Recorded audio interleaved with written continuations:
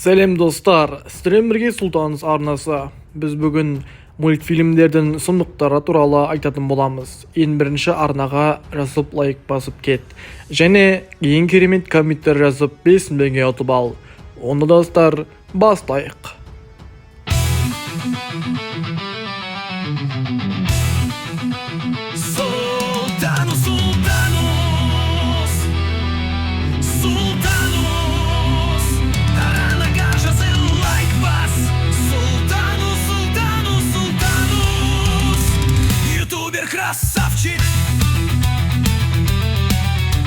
Питер Пен кім еді шын мәнінде? Ты знаешь, кто я? Разве? Дружелюбный сосед, Человек-паук. Жайғына ертегідегі бала емес, ол уақыттың иесі. Ол ешқашан есеймеді, өйткені өз уақыттан тыс өмір сүреді. Неверленд уақыттың ұмыт болған жері, ал Питер сол жердің күзетшісі. Бірақ уақытта бір заң бар. Ешкім мәңгі бала болып қала алмайды. Ал Питер осы заңды бұзған. Сол себепті Неверлендке барған әрбір бала өзінің уақытын Питерге беру керек. Ол өз мәңгілігін жалғастырады. Ал балалар біртіндеп ұмытылады. Жоғалған балалар кімдер? Ертегілерде жоғалған балалар деп аталады. Бірақ шындығында олар жоғалған емес, олар құрбан болған. Олар Неверлендке барып еш уақытта қайта алмағандар. Олар Питердің мәңгілігі үшін төленген баға. Бірнеше ғасыр бұрын Уэнди есімді қыз шындықта түсінді. Ол Питермен алғаш келіскенде оның көзіндегі қуаныштың ар жағында бір суық, бос, қатыгез көзқарасы байқапты. Уақыт өте келе ол Неверлендтің шындығын білген соң Питерден қашуға тырысқан. Бірақ ешкім Неверлендтен өзі шықпаған. Достар, Питер Пен туралы Уэнди өз күнделігін жазып кеткен. Соны айтып берейін. Неверлендтің қарғысы. Уэнди күнделігі. Бірінші бөлім. Терезе жанындағы көлеңке. 1907 жылдың күзгі салқын кеші болатын. Лондонның ескі көшелерінің біріндегі үйдің терезесінен Уэнди есімді қыз аспанға қарап отырған. Бүгін ол ерекше сезімдеді. Қатты жел терезені баяу қозғап, пердені желбіретті. Қыздың жүрегі біртүрлі толқып тұрды. Сол сәтте терезеден бір көлеңке көрінді. Ол бала болатын. Көзінде қуаныш, күлкі, бірақ тым терең көзқарас. Ересек адамдыкіндей суықтық бар еді. Мен Питер Пенмін, деді ол. Ұшуға дайынсың ба? Уэнди ештеңе сұрамастан басын изеді.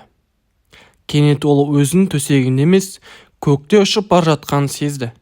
Қасында Питер, ал артына қараса, оның екі інісі де соңынан еріп келе жатыр. Алғашқы күн Неверленд. Неверленд шын мәнінде керемет жер еді. Жатын аралдар, сөйлейтін гүлдер, суасты патшалығы, алыс таулардағы айдаһарлар. Балалар мұнда ойнады, күлді. Питермен бірге ертегі өмір сүрді. Бірақ бір нәрсе мазалаушы еді. Уақыт жоқ еді. Күн шықпайтын, түн бітпейтін, аспан мәңгі бозғылт. Сағаттар жұмыс істемейді. Айнаға қарасы сызба бұлдырап тұрады. Уэнди күн өткен сайын қорқыныш сезімін батып бара жатты. Бір күн ол Питерден сұрады. Мұнда уақыт неге жүрмейді?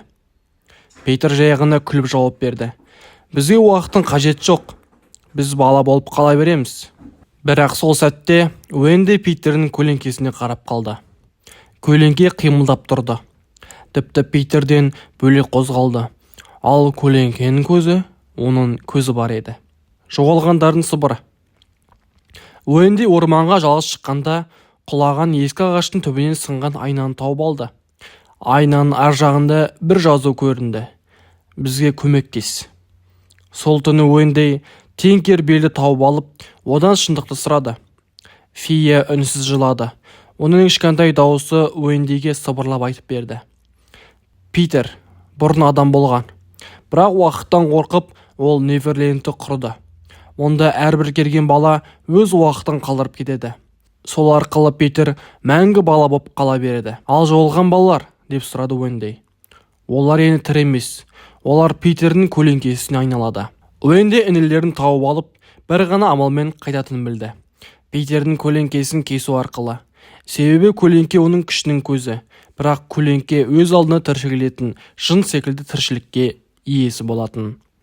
Олар Питер ұйықтап жатқан кезде көлеңкені пышақпен кесуге тырысты. Бірақ көлеңке оянып, ақырды. Ол қара бұлтқа айналып, балаларды айнала бастады. Сендер кеткілерің келе ме? Сендер мен тастап кетесіңдер ме деді.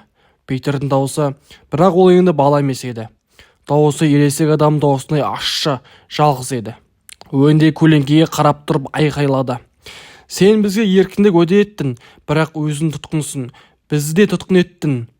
Кенет Тинкербелл Уэндиге жарқыраған тозан берді. Уэнди оны пышақтың жүзіне сеуіп, көлеңкені шап беріп кесіп бастады. Қараңғылық шыңғырып жоғалды. Сол сәтте Неверлендтегі аспан алғаш рет көгілдір түске боялды.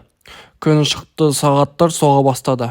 Уэнди мен бауырлар ұшып, өз үйлеріне қайта оралды. Бірақ олардың терезелері жабық еді. Өйткені олар бірнеше жыл жоқ болған.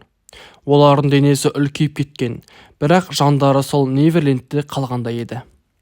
Түнде олар кейде Питердің дауысын еститін. Тағы бір соңғы шуды қалайсыңдар ма? Бірақ Уэнди енді ешқашан артқа қарамайды. Неверленд тек қиялды мекен емес, ол адамның есеуден бас тартқан кезде қашып барғысы келетін әлем. Бірақ ұмытпа, нағыз ерлік, балалықпен қоштасу, ал ересектік қорқынышты болса да еркіндік. Ал біз неге бұл аңызды білеміз? Бір ертегіші бар еді. Ол Питер Пен туралы шындықты біліп қойды. Бірақ ол бұл туралы тікелей айта алмайтын еді. Себебі Питер оны табар еді. Сол себепті ол бұл шындықты ертегі етіп жазды. Әр сөз, әр кейіпкер шындықтан бір үзінді. Көпшілік білмейтін бір көне миф бар. Швейцар тауларында ел жұрттан алыс, ең бір үйде нағыз Хайди тұрған деседі. Бірақ ол мультфильмдегідей қарапайым қыз болмаған. Аңыз бойынша ол бала кезінде ата-анасын түсініксіз жағдайда жоғалтады. Олар бір күні таңертең із-түзсіз жоғалып болып кетеді. Қыздың атасы тау етегінде алып кетіп, ешкімнен араластырмай өсіреді. Бірақ ел ішінде Хайди жай қыз емес, таудың рухымен байланысқан бала деген сөз тарайды. Куәгерлер айтқан, түнде оның терезесінен жарық жанып тұратын, ал кейде тау ішіне біртүрлі дауыс естілетін. Ешкінің маңырауы мен адамның сыбыр дауысы араласқандай. Бірде тауға бір саяхатшы әйел келіп, Хайди туралы естіп, оны көруге барады. Сол түні ол әйел қайтып келмейді. Кейін оның камерасы табылған. Ішіндегі соңғы видеода қараңғыда тұрған қыздың көзі жарқырап көрінеді де камера құлайды. Ауыл қариялар айтатын, Хайди таудың күзетшісі, адам кейпіне енген рух. Егер оны мазаласан, өзіңді жоғалтып алуы мүмкін. Сондықтан да оның жанында жүрген ешкім ұзақ уақыт сау болмаған. Тіпті Франкфуртте барып келген соң Клараның денсаулығы жақсарғанымен кейін ол мүлде үнсіз болып кеткен. Тек түнде бір ғана сөз айтатын болған. Ол менімен әлі сөйлеседі. Ал қазірше Хайди мультфильм өскен миллиондаған бала. Мүмкін ол арқылы оның рухы әлемге таралған шығар. Сен де сол мультфильмді көрдің бе? Түнде сол тауды түсінде көрдің бе? Айтуынша, Алдар көсе мультфильмінің кейбір серияларында фондық музыкамен бірге кері оқылған сөздер естілетін көрінеді. Аудионы баяу ойнатқанда көзімді аш, бәрі өтірік, тыңдап отыр деген секілді түсініксіз сыбырлар шығады. Мұны тек дыбыста арнайы өңдейтін бағдарламамен тыңдағанда ғана байқауға болады. Мұндай дыбыстар психикаға әсер етуі мүмкін, дейді кейбір дыбыс инженерлері. Жойылып кеткен бөлім. Алдар көсе мультфильмнің ресми нұсқасында 83 серия бар. Алайда бастапқыда 84 бөлім жоспарланған. Соңғы бөлімде Алдар көсе бейтаныс ауылға келіп, тылсым күшпен бетпе-бет келетін көрініс түсірілген дейді кейбір студия қызметкерлері. Бірақ түсірілімнен кейін сол бөлімді көрген бірінші адам түнде ұйықтай алмай, мазасыз күйге түсіпті. Кейбір балалар қорқыныштан сөйлей алмай қалған дейді. Осыдан кейін ол бөлім мүлде жойылып, ешқашан эфирге, яғни балапан арнасына шықпаған. Бұл бөлім жайлы студия ешқандай ресми мәлімдеме жасамаған. Дәл сол сияқты тағы бір серия шықты. Ол 24 серия. 24 серияда бір жын Алдар көсе болды. Оны кейінірек айтамын. Алдардың көлеңкесі неге тірі? Бірнеше эпизодта алдардың көлеңкесі оның қимылын қайталанбайтын байқаған жанкүйерлер бар. Яғни ол оңға жүрсе көлеңке солға кетеді, ол күлсе көлеңке қимылдамайды. Бұл анимациялық қателік болуы мүмкін, бірақ бұндай сәйкестік бірнеше бөлімде қайталануы кездейсоқтық емес шығар. Кейбір көрермендер бұл алдардың бойында басқа күш бар деген теорияны алға тартады. Деген серияда алдар көсенің алдынан аяқ астынан біртүрлі кейіпкер шығады. Түрі бұлыңғыр, үнемі көлеңкеде жүреді.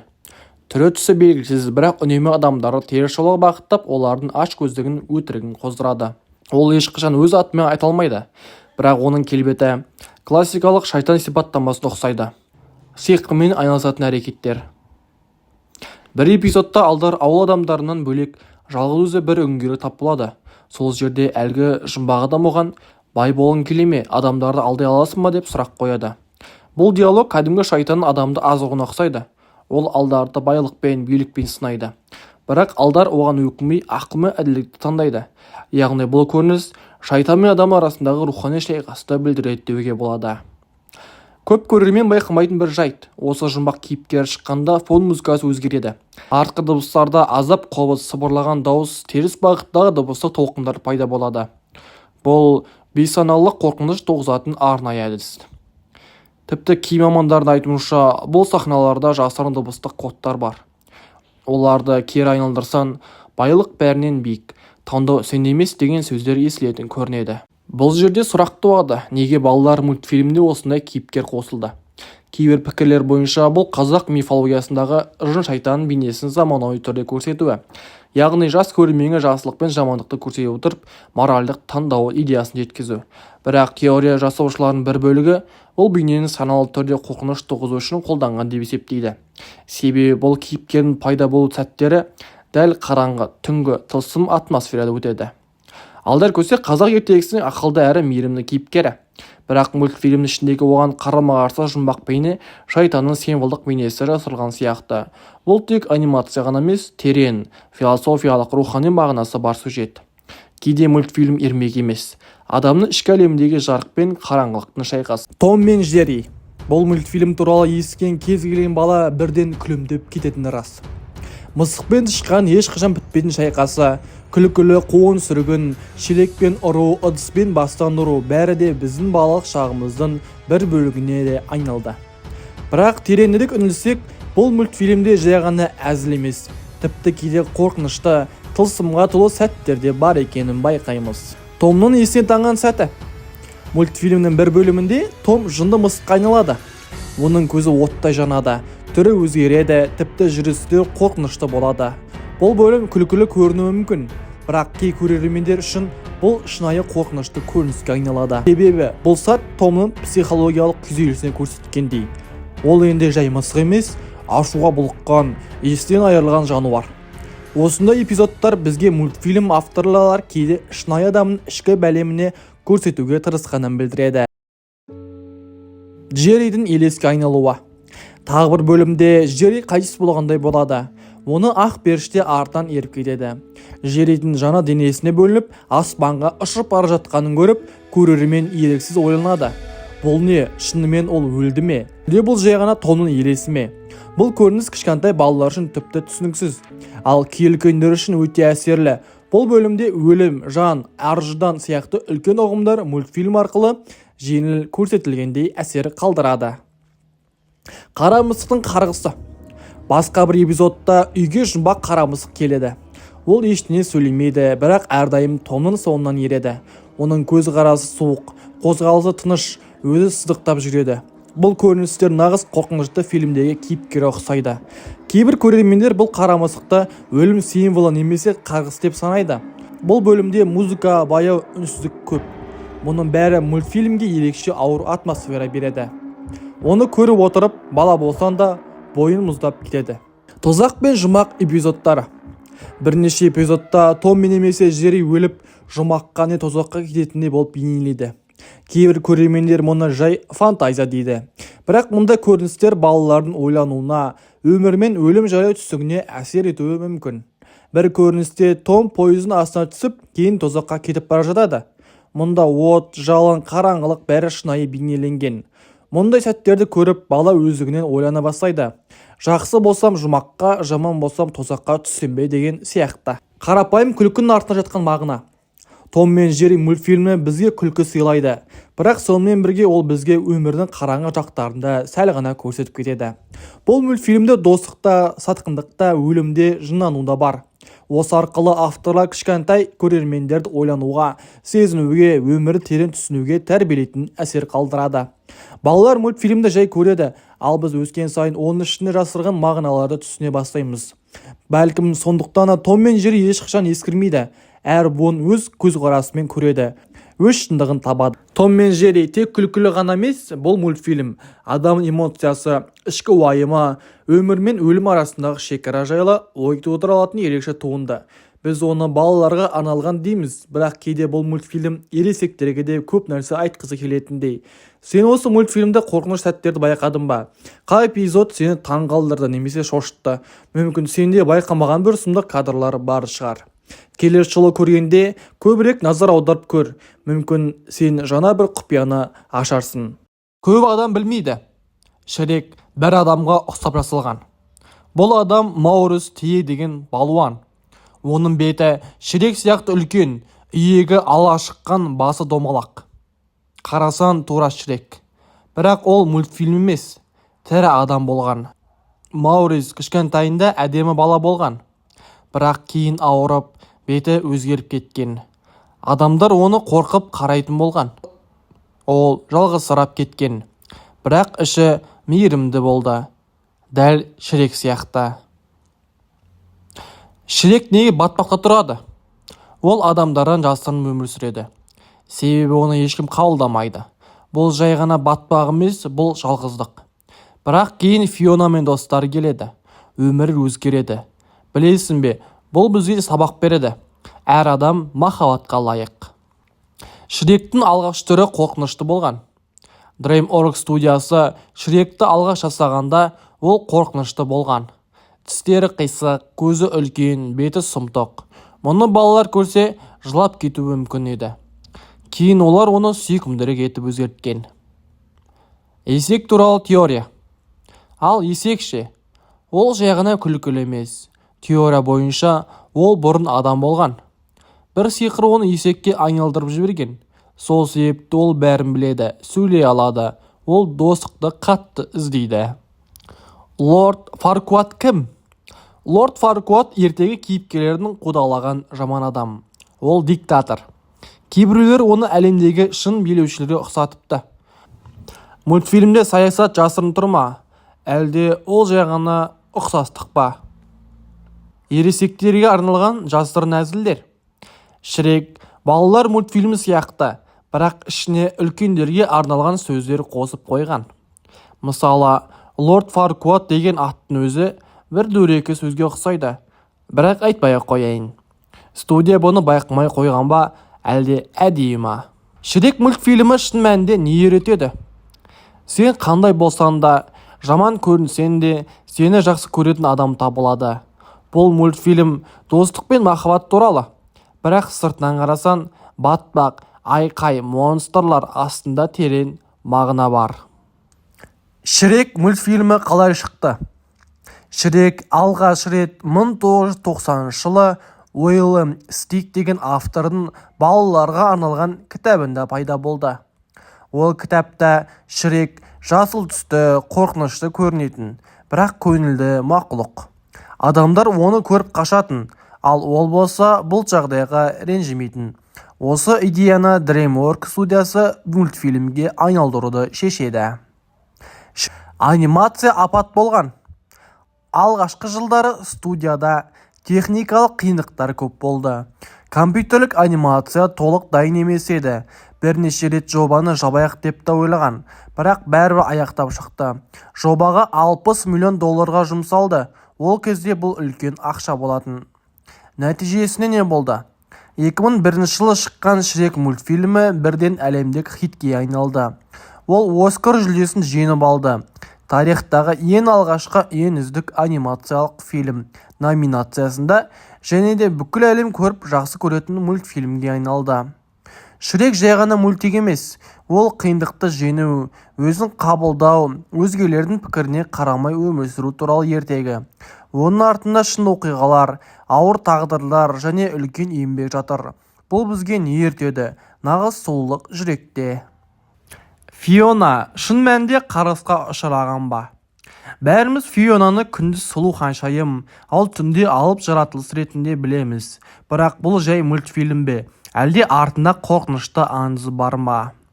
Қарғыс туралы жұмбақ. Фиона өзі айтады: мен қарғысқа ұшырадым, күні бойы адаммын, ал түнде тролльға айналам деп. Бірақ ол неге түнде ғана өзгереді? Бұл қасқырлар мен жындар туралы ескі мифтерге ұқсайды. Көптеген мифте адам түнде өз түрін жоғалтады. Бұл айдың сиқырына ұқсас. Демек Фионаның өзгеруі жай ертегі емес, нақты бір қараңғы күштің белгісі болуы мүмкін. Шынайы түрі адам емес пе? Фильмнің соңында қарғыс жойылуы керек кезде Фиона адам болып қалмайды. Ол тролль күйінде қалып қояды. Бірақ неге? Өйткені ол енді өзін шынайы түрде қабылдады. Бұл бізге бір сұрақ тастайды. Ол шын мәнінде адам болған ба? Әлде бастапқыда-ақ сиқырмен жасырынып жүрген тролль ма? Кейбір теориялар бойынша Фиона бұрыннан алып жан иесі болған, ал адамдар оны ханшайым етіп тәрбиелеген. Бұл бүкіл ертегіні төңкеріп тастайды. Айдаһар мен қамал түрме ме? Фиона қамалдың ішінде күзетпен, айдаһармен құлыпталған есіктермен отыр.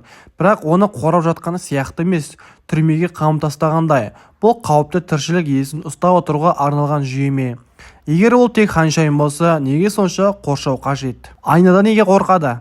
Ертегідегі сиқырлы айна Фионаны әдейі басқа біреумен емес, Шрекпен қосуға бағыттайды. Бұл кездейсоқ па? Әлде олар екеуі де бірдей қарғысқа ұшыраған жан иелері ме? Фиона жай ғана ертегі ханшайым емес, ол терең сырлы, қараңғы күшпен байланыс бар кейіпкер. Оның өзгеруі өзін тауы емес, нағыз бейнесін қайта оралуы. Мүмкін ол бұрыннан тролль болған, ал ханшайым кейпі қоғам үшін киген маскасы ғана шығар.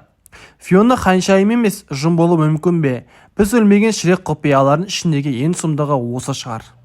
Достар, осылайша біздің видеомыз аяқталды. Арнаға жазылып лайк басып кет. Шрек туралы деректер сізге ұнады ма? Және қайсысы ұнады? Және керемет комментарий жазып бесін ұтып ал. Қош, сау бол.